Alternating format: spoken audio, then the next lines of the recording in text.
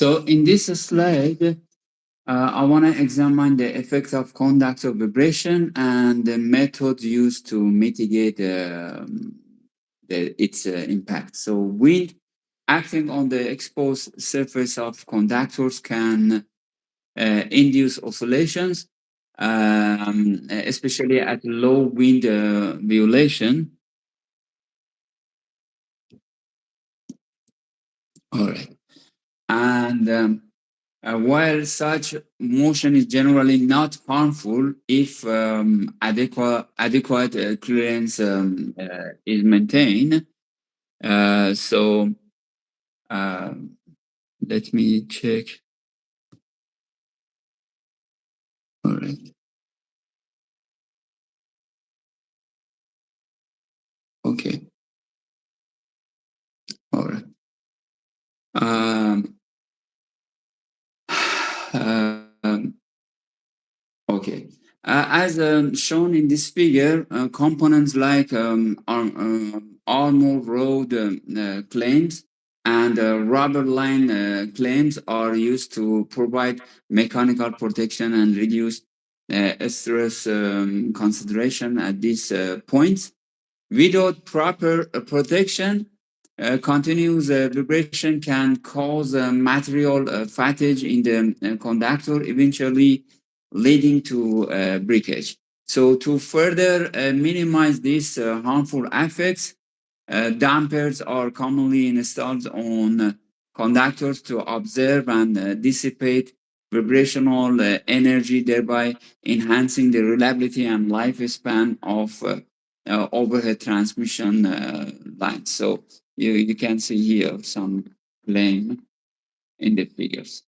So this figure also illustrates different configurations of spacer damper assemblies used in bundle conductors of overhead transmission lines, highlighting their role in controlling wind, induced vibrations, and so on. So as wind follows across the conductors, it generates aerodynamic forces that can cause oscillatory motion, while low amplitude vibrations at modest wind speeds are generally not harmful. The long-term effects become very critical at mechanical constraint points, such as clamps and supports and so on.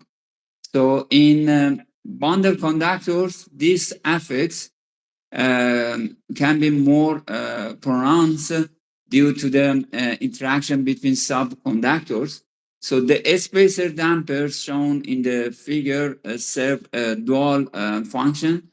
They maintain the geometric spacing between the subconductors and simultaneously act as vibration damping devices. By observing and dissipating vibrational energy, these assemblies reduce the amplitude of oscillations and prevent the transfer of excessive stress to uh, vulnerable points like clamp regions.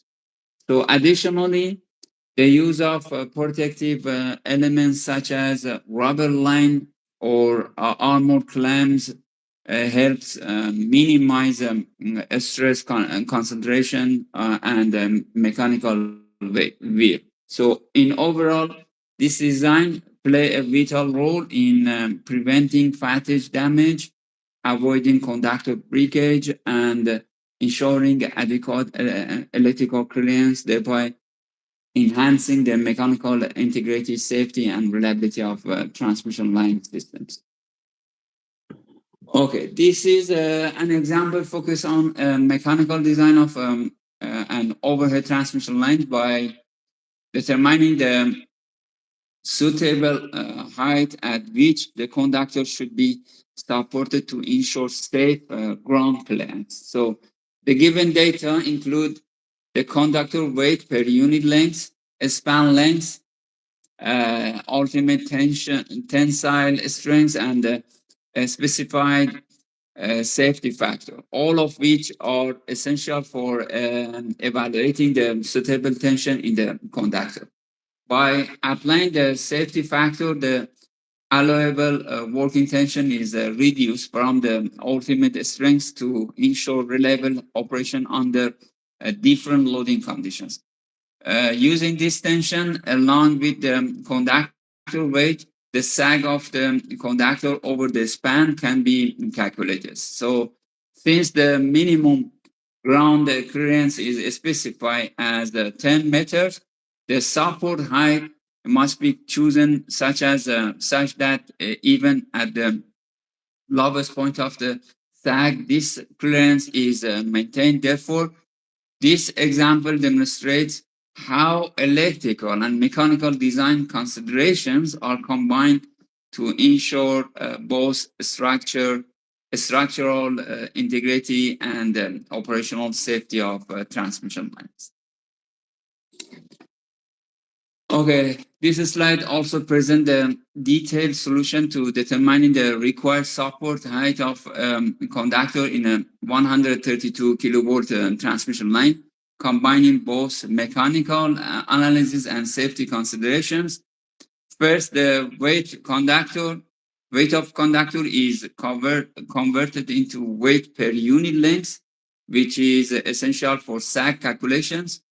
Then, by applying the given safety factor, the working tension is obtained from the ultimate tensile strength to ensure reliable and safe operation under normal conditions. So using the standard sag equation for level span, the amount of sag can be calculated as you can see in this slide like this by this equation. Substituting the given values results in a sag of approximately 3.7 meters. Since the minimum required ground clearance is 10 meters, so the conductor must be supported at a height equal to sum of the clearance plus the sag. So in total will be 13.7 meters. Therefore, the final support height is calculated as 13.7 meters. This example clearly demonstrates how electrical design requirements, mechanical strengths, and safety margins are integrated to ensure proper installations and safe operation of overhead transmission line. Okay, this slide also presents a practical example of calculating the sag of an overhead transmission line under the combined effects of its own weight and wind pressure. The system consists of a conductor spanning 150 meters between two level supports subject to non-mechanical tension. First, the weight of the conductor per unit length is determined using its specific gravity and cross-sectional area. Then, since wind exerts a horizontal force, the total effective load per unit length is obtained by combining the vertical weight and horizontal wind force vertically. Using this resultant load, the slant sag can be calculated with a standard sag formula, which relates span length, tension, and distributed load. However, because the resultant load is inclined, the actual vertical sag must be corrected by considering the angle between the resultant force and the vertical direction. This angle is can be found by using the ratio of wind force to conductor weight, and the final vertical sag is obtained by multiplying the slant sag by the cosine of the angle. So you can see we already had in the previous slide. So the results showing that wind not only increase the overall sag but also shift its direction, and making this analysis essential for an accurate transmission line design. Okay, this slide also introduces another practical example of sag calculation in the transmission line, but with additional design and considerations such as safety factor and wind pressure acting on the conductor. The system consists of a 200-meter span between level supports and conductor properties such as cross-sectional area, weight per unit length, and breaking stress are given.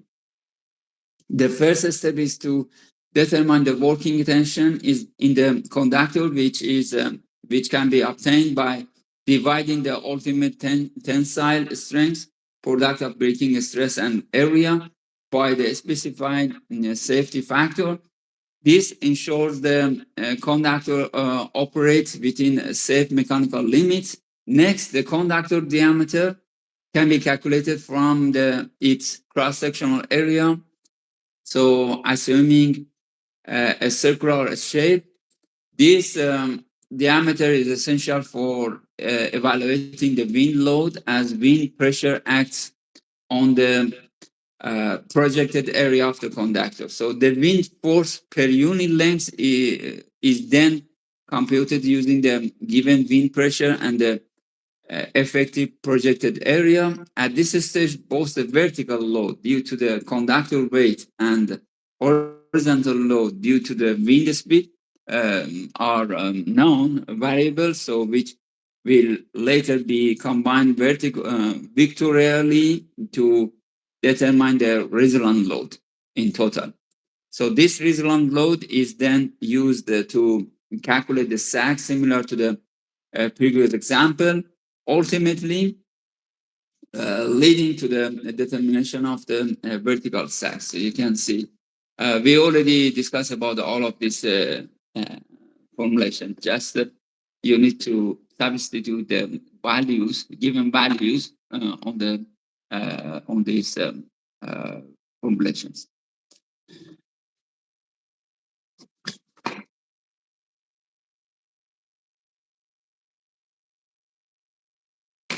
All right.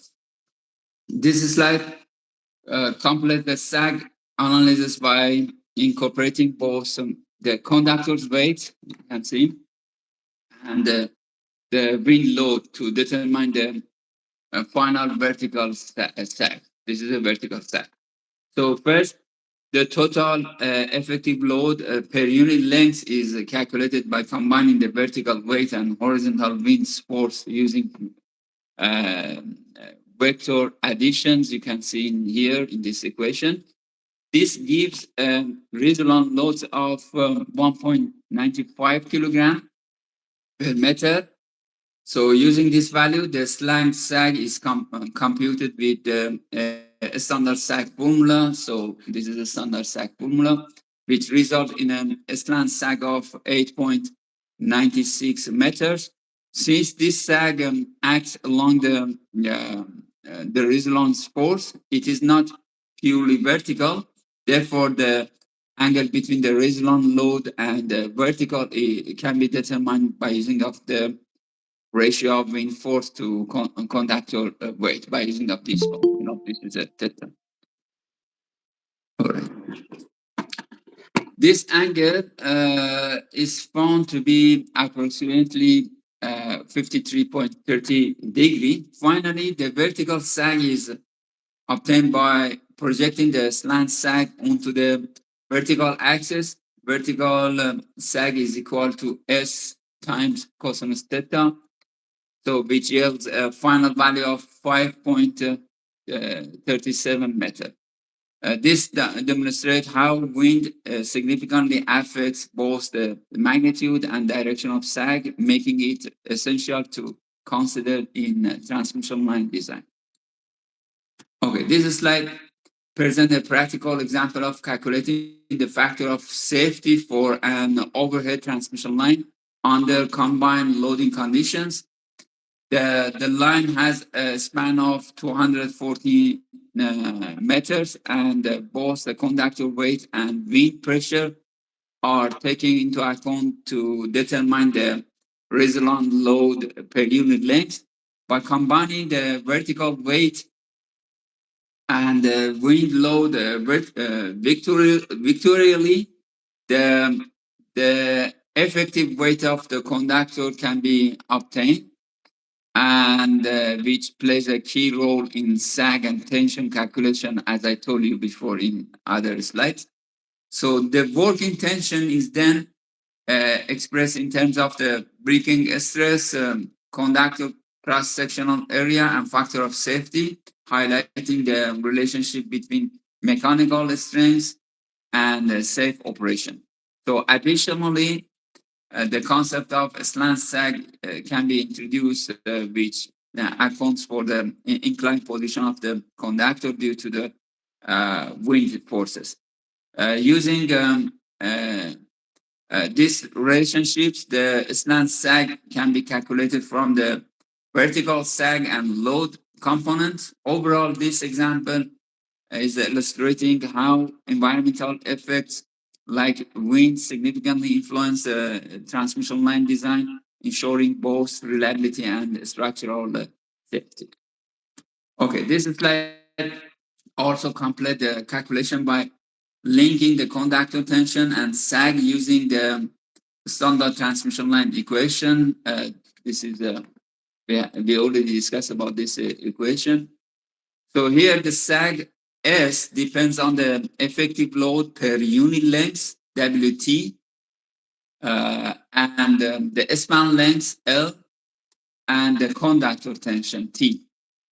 So by rearranging this relationship, the tension is expressed in terms of sag, allowing just substitution of previously calculated values. So the working tension already defined in terms of the factor of safety, F, can be equal to this expression, leading to a solvable equation for F. So after substituting all numerical values such as span length, effective weight, and slant sag, the factor of safety can be calculated to be 3. So this result indicates that the conductor's breaking strength is 3 times the working tension, ensuring a reasonable margin for safe operation under the combined effects of weight and wind loading. Okay, this is another example demonstrate how to determine the required support height of an overhead transmission line by considering both mechanical strengths and environmental effects such as wind loading. So first, the weight of the conductor per unit length can be calculated by using of its cross-sectional area and a specific gravity, and cross-section area. We can just put together in this equation, and while the wind force per unit length is given by example in the example. So these two components are combined victorially to obtain the effective load acting on the conductor. Next, the working tension is determined using the ultimate strength and the specified safety factor, ensuring that the conductor operates within safe limits. Using the effective load, the slant sag is calculated from the standard sag tension relationship, and since the conductor is subjected to inclined loading due to wind, the vertical sag is then obtained by resolving the slant sag into its vertical component. Finally, the required height of the conductor above ground is determined by adding the vertical sag to the specified minimum ground clearance of 7 meters. So the result shows that the conductor should be supported at a height of 9.5 meters to maintain safe clearance under the given conditions. The conditions in the example.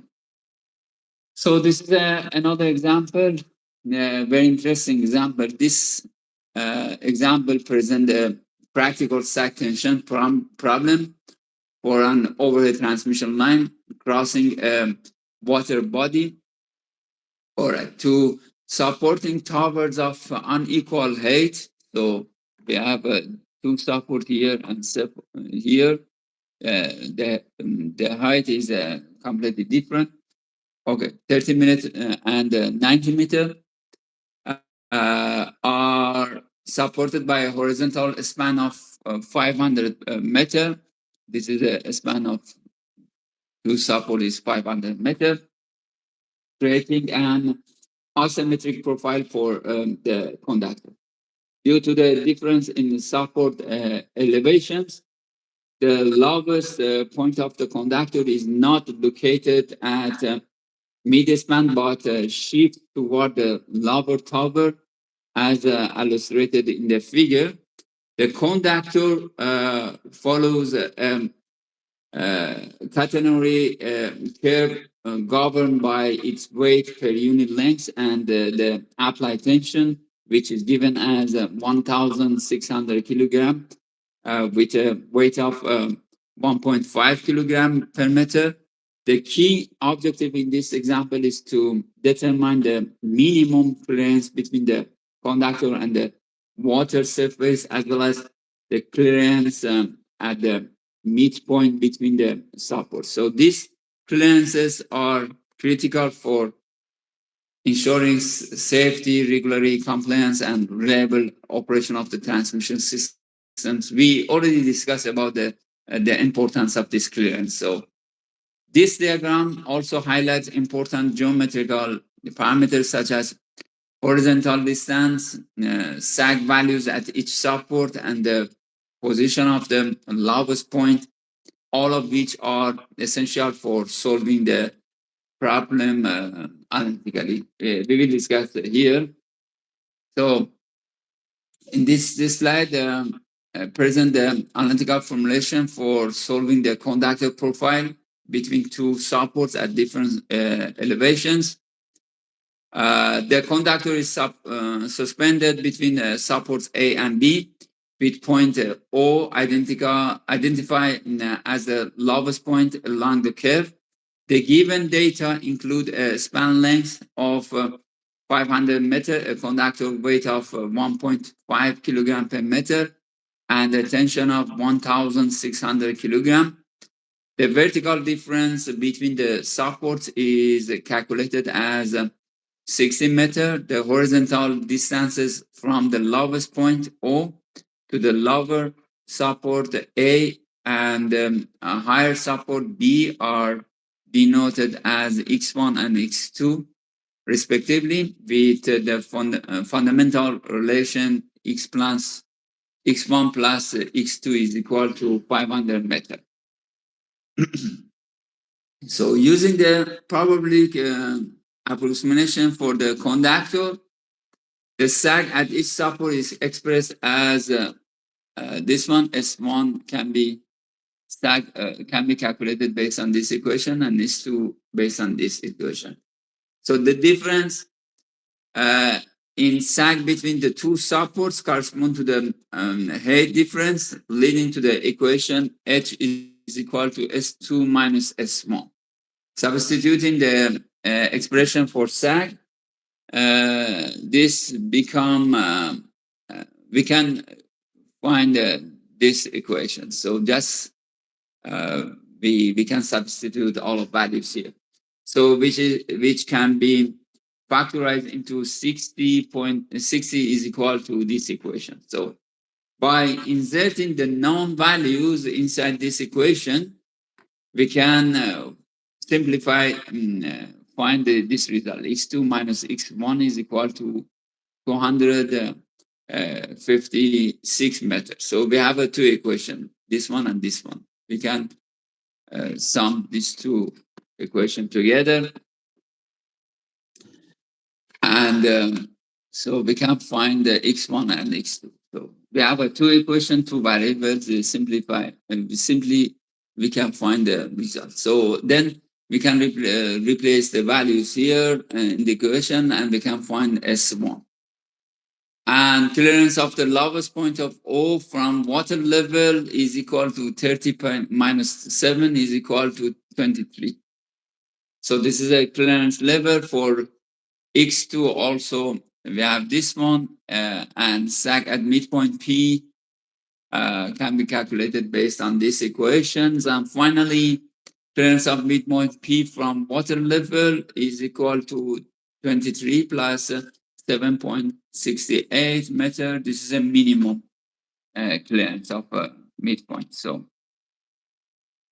these results are important for ensuring that the conductor maintains safe clearance above the water surface throughout the spans, and we don't have any problem in the future. Okay, this is another example. This example demonstrates how to determine the sag of an overhead transmission line conductor when the supports are at unequal elevation again. So the conductor is assumed to have a parabolic shape. This is a parabolic shape and is subjected to both its own weight and additional ice loading. We have an ice loading here. While wind pressure is negligible. So given the span length is 600 meters, a vertical difference of 50 meters. This is the vertical difference between these two supports. The conductor cross sectional area and its ultimate strength. The objective is to calculate the sag measure from the taller support while maintaining a factor of safety equal to 5. The figure illustrates the conductor suspended between two supports with the lowest point located between them, dividing the span into two unequal horizontal segments. The calculation involves determining the effective load per unit length and ensuring that the maximum tension in the conductor remains within the allowable limit based on the material strength and the safety factor. This example also highlights the importance of mechanical design consideration in ensuring both safety and efficiency in transmission line systems. All right. This is a solution of this example. So a step-by-step solution for determining the sag in the transmission line with supports at unequal levels. First, the given data are identified, including the span length, ice load, height, difference between supports, conductor weight, and allowable tension based on the factor of safety. The total effective weight per unit length can be calculated by combining the conductor weight and ice load. So we have this equation. Both of them are horizontal vector, if you remember, based on the diagram. So the lowest point of the conductor is then assumed at distance x1 from the lower support and x2 from the higher support, with the condition that their sum equals the total span. Using the parabolic sag equation, the difference in sag between the two supports is expressed in terms of these distances by substituting the known values and equation relating x1 and x2 can be obtained, which leads to a second equation representing their difference. Solving these two equations simultaneously gives the distances of the lowest point from each support, which are essential for calculating the sag values in the next step. So you just need to follow this intersection similar to the previous one. So x1 minus x2 is equal to 600 and difference height is 50 meter. So sag2 minus sag1. So we can have a two equation like this, and two equation, two variable, we can find x1 and x2. And again, this slide shows the final calculation of the sag measure from the taller of the two supports. Using the previously determined distance, x2 is equal to 330 meter, along with the total effective weight per unit length and the allowable tension. The sag is computed using the standard parabolic sag equation by substituting the known values into the formula. The sag from the higher support can be obtained as 45.24 meter, and this value represents the vertical distance between the conductor and the straight line joining the supports at the above points, and it verifies that the conductor operates within the safe tension limits and defined by the specific factor of the safety. All right, this is another example. Definitely, one of these examples will be your final exam. So after class, I will send a message in WhatsApp group, and I will let you know when will be your second quiz. So just 20 minutes. I will give you everything in detail. So this slide presents a practical example of sag and tension analysis for an overhead transmission line crossing a river. We have a river here. We have a two support again on equal height. The conductors are supported by two towers of unequal heights, 40 meter and 90 meter above the water level, separated by a horizontal distance of 400 meter between these two. So this is the span length, and because of this height difference, the lowest point of the conductor does not lie midway between the towers, making the problem asymmetrical. The key objective is to determine the clearance between the conductor and the water at the midpoint of the span, given the maximum allowable tension and the conductor's weight per unit length. So to solve this, the vertical difference between supports is first calculated, and the span is divided into two support relative to the lowest point of the conductor. So using the sag equation derived from parabolic approximation, the relationship between the horizontal distance and the height difference can be established. By combining these with the total span constraint, the positions of both supports relative to the lowest points can be determined. The results show that the lowest point lies outside the midpoint due to the unequal support height, which is an important insight in transmission line design. So this analysis ensure that clearance requirements are satisfied while maintaining safe mechanical tension in the conductor. So similar to previous example. So this is very important concept. This figure you can see in the right hand side illustrate the geometric configuration of the overhead transmission line discussed in this example, highlighting the effect of unequal tower heights on the conductor profile. So similar to the previous one, we can follow up the instructions and some equations. So finally, we can find x1 and x2.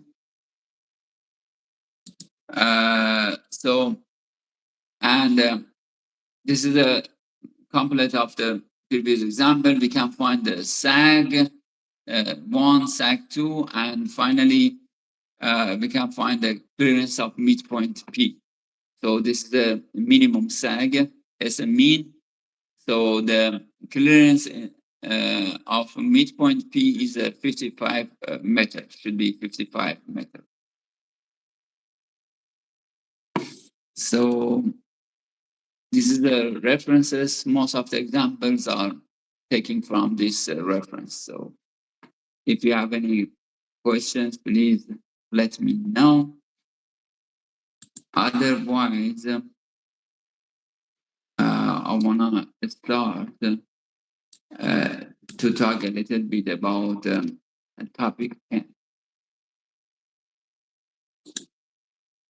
Okay. Again, here in this topic, we want to talk about mechanical design of overhead lines, but a small topic about corona. So corona is also an important phenomena in the mechanical and electrical design of overhead transmission lines. It occurs when the electric field intensity around the conductor exceeds the dielectric strength of air, causing ionization of the surrounding air molecules. So when ionize the air molecules around the cable can be happen. So we will have a corona. This results in a faint wavelength glow, hissing noise, ozone formation, and power losses. So many big issues here. So corona is more likely to occur in high voltage transmission lines, especially under load, bad weather conditions such as rain, fog, or dust, and when the conductor surface is rough or irregular. So from a design perspective, you need to try to minimize corona effects by increasing conductor diameter, using bundle conductors, and maintaining proper spacing between the conductors. So reducing corona is very essential because it improves transmission efficiency, reduces radio interference, and limits energy losses and extends the life of insulation systems. So therefore, understanding corona is a key part of the designing reliable and efficient overhead power lines. So in this presentation, I will begin with a brief introduction to the corona phenomena in overhead transmission lines and explain why it is important in power system design. Next, we will discuss the main factors that affect corona formation, such as conductor size, spacing, surface conditions, and atmospheric conditions, and so on. After that, we will define the important technical terms related to corona, including disruptive critical voltage and visual critical voltage. So we will then examine both the advantages and disadvantages of corona, since it can have both beneficial and harmful effects on transmission systems. Finally, we will review the common methods used to reduce the corona effect and improve the efficiency and reliability of overhead transmission lines. Okay, when an alternating potential difference is applied across two conductors with a specific spacing much larger than their diameters, and the applied voltage is relatively low, the surrounding atmospheric air remains unchanged and acts as an insulating medium. So under these normal conditions, no visible or audible effect is observed around the conductors. However, As the applied voltage gradually increases, the electric field intensity around the conductors also increases. Once this electric field becomes strong enough to exceed the dielectric strength of air, the air surrounding the conductors become ionized. So this ionization leads to the phenomenon known as corona, which is usually accompanied by a faint violent glow, hissing sound, or ozone production, and power losses in transmission line. There is a video here. Also, you can have a look. This is very interesting. You can see how corona is formed.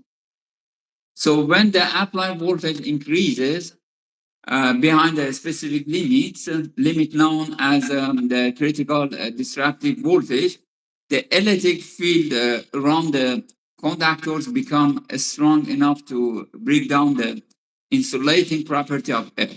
So as a result, the air molecules around the conductor become ionized, and the conductors are surrounded by a faint violent glow known as a corona. So this phenomena is not only visible, but is also associated with several noticeable effects. Corona produces a hissing sound due to the rapid movement of charged particles in the air. It also leads to the formation of ozone because of chemical reactions in the ionized air. In addition, corona causes power losses in the transmission line, which reduces the system efficiency, and it creates radio interference that can affect nearby communication systems. As the transmission voltage is increased further above the critical disruptive voltage, the effect of corona become more intensive and more noticeable. The faint violent glow around the conductor expands, forming a larger and brighter luminous envelope surrounding the line. At the same time, the hissing sound produced by ionization becomes louder due to stronger electrical discharges in the surrounding area. So the amount of power losses also increases because more energy is wasted in ionizing the air instead of being transmitted efficiently through the line. In addition, radio interference becomes more severe, creating a greater noise that can disturb nearby communications and broadcasting systems. Therefore, higher operating voltages require more careful conductor design to control corona effects. Okay, if the applied voltage further increases up to the breakdown value of air, the insulation between the conductors fails completely and the flashover occurs. So this results in a direct discharge pass between the conductors due to the breakdown of the surrounding air, and the phenomena observed before complete breakdown include a violet glow around the conductors, a hissing noise, and the production of ozone gas in the surrounding environment. So in overhead transmission lines, this combination of effects is collectively known as a corona. So corona is therefore an important high voltage effect that indicates the stress condition of the electrical insulation in power transmission systems. And the surface condition of conductors plays an important role in the behavior of corona. If the conductors are smooth and well polished, the corona discharge tends to be uniform along the entire length of the conductor, resulting in an even and consistent glow. So, however, if the surface is rough or has irregular points, the electric field becomes concentrated at those points, making the corona appear brighter and more intense in those areas. So, in the case of direct current or DC voltage, the corona behavior differs between the positive and negative conductors. And the positive conductor typically shows a smooth and uniform glue around its surface, whereas the negative conductor exhibit a more irregular or spotty glue due to uneven ionization of the surrounding air. So these differences are important in understanding corona characteristics these under different voltage conditions. Okay, so I wanna close my lectures here up to factors affecting corona. So if you have any questions, please let me know. So I finish a slide. Let me just